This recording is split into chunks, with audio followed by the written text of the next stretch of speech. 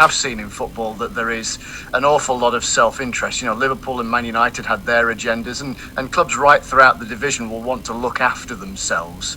How do you get 92 people to all agree to be on the same page? Well, incredible, difficult task, isn't it? But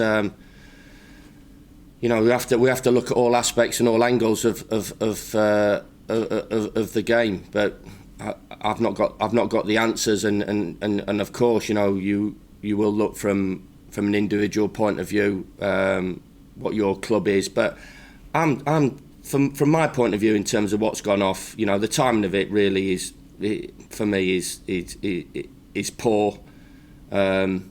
Is poor. Loads of sympathy and empathy for clubs that are really struggling without the supporters, because, as I've said all along, they're the lifeblood of the game. They're the one that keeps the game ticking over in every aspect of it. The majority of the lower league clubs are supporters led. Supporters work at the football clubs, in the ticket office, in the club shop, in the media department. They've all got a connection to their individual clubs, as I said. So to protect the game is huge. And I think even at the highest level, and I know you've just mentioned that the two clubs there, but I think it was quite relevant and interesting as well that their attitude, the supporters' attitude of the two clubs that you've mentioned, their attitude to the new proposal, to the power grab that it's been talked about, were quite interesting. And I think I think as a football manager, you obviously, there's a lot of things that tick over you in your head, and you're looking at it from your point of view, from how's training, how are the national boys going to come back, have we got any issues with the testing, what team do I pick, the right tactics, lead up to the game, short, medium and long term sort of views on the game. But it's always, because as I've just said to Rich, I think you're not surprised at my views on it.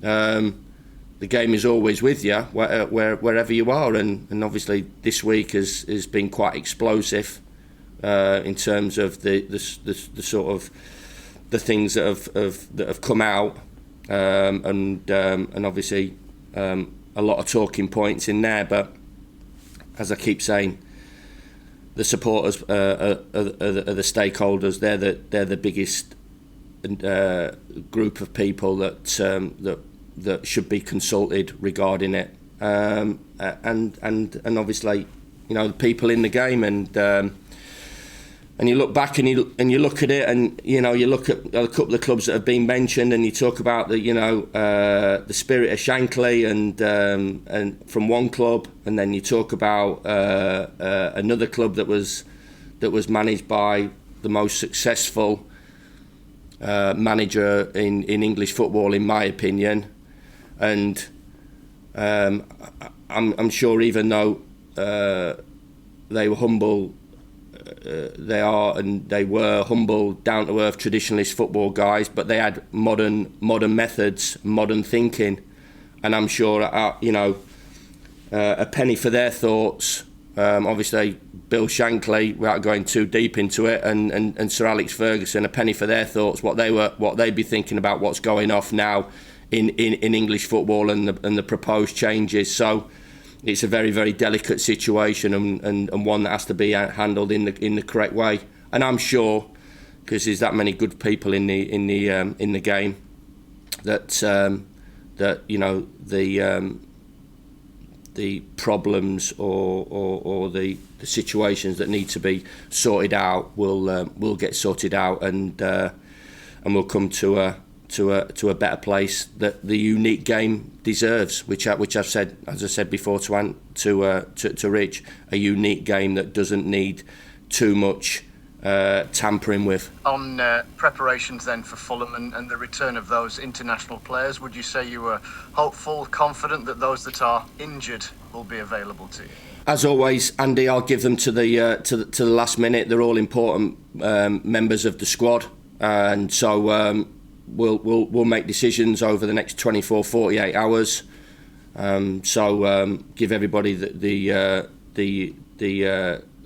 opportunity to put their hands up and be available for selection. And if they're not, then we'll pick a side that hopefully goes well on Sunday. How's Rhian Brewster settled in and been integrated over the course of this international break? Yeah, been fabulous. Breath of fresh air. Delighted to get him through the door. And he's given us a spark. The training has been really good. It's been lively and been bright. And as I've said, the attitude of the players dictates that. So it is a positive environment. It's not a time to feel sorry for ourselves. We've picked up a few injuries that have hurt us, and as I've always said, injuries and bounce of the ball, need to go our way or even themselves out, and I'm sure they will do. But it's a tough time at the moment. But we all dig in. We're tough people, as I keep saying, and we look forward to the next game. But Rhian's been good.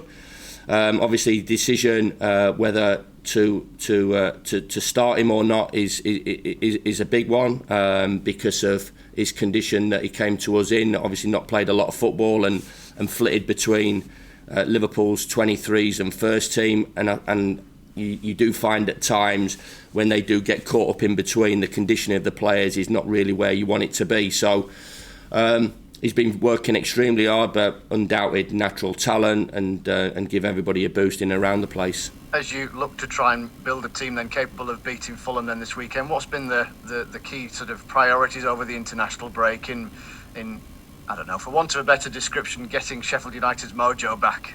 Well, I don't see a team feeling sorry for itself, Andy. I don't. In the games, it was a slight period just after Arsenal scored the second for 10 minutes. But in all the other 4 games, I've not really seen a team that's really got the white flag up and felt sorry for themselves. We need to up our standards. It's difficult, obviously, when there's 9 or 10 players away to do anything in terms of, from a tactical point of view, to work on things when the majority of those players that are away are going to be in your first team. But players have worked individually, players have worked on certain aspects of the game from a conditioning point of view, from an S&C point of view, getting up to speed and doing more work, working on their individual skills as well.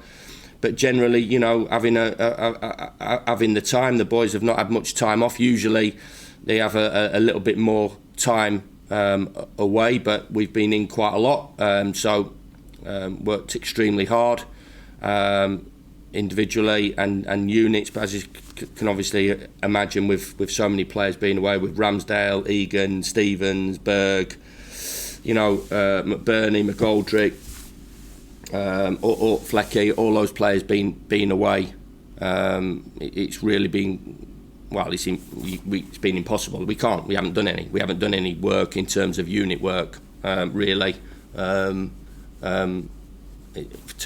involve those players. Fulham then next then as the challenge. What's your assessment of what they've done so far upon their return to the Premier League? Well, a team, as I've talked about, that's sort of been in and out of the Premier League for the last 2 or 3 years, but previous to that, being an established Premier League club. A lot of good players, kept the majority of their players that were in the Premier League, added to them. Had a good group before that. We played against them twice when they got promoted in the playoffs, our first season back in the Championship, and an incredible game at Bramall Lane, and a pretty comfortable one for them down at Craven Cottage in the second part of the season. But I should imagine that I'm not going to write us off at this early stage, and I don't think anybody should be wrote off as well at this early stage. Not the start that Scott and his team would have wanted, of course, not the start that myself and my team would have wanted, but there's plenty of games to play, and they've got a manager who was hugely successful last season, and a lot of very, very talented players, and they'll be looking for their first result of the season just as much as we are. But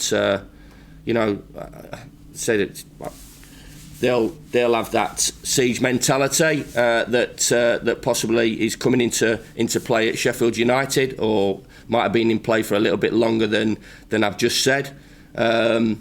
where people have an opinion on them, and my opinion on them is that they've got a lot of very good players, that are international players, that players have played in the Premier League, that have come for quite a lot of money, that have got a decent pedigree, and Scott is a hugely enthusiastic, committed, intelligent football man that will want to take this opportunity with a club that's close to him, and be a success as he was in his first season as manager in the Championship. Just finally from me, when we spoke after the match at Arsenal, there was the might you not look to try and add a centre half as we speak now at 9:20 in the morning. Is that at all a possibility? No, the players are in the building are the ones that we're going to go with.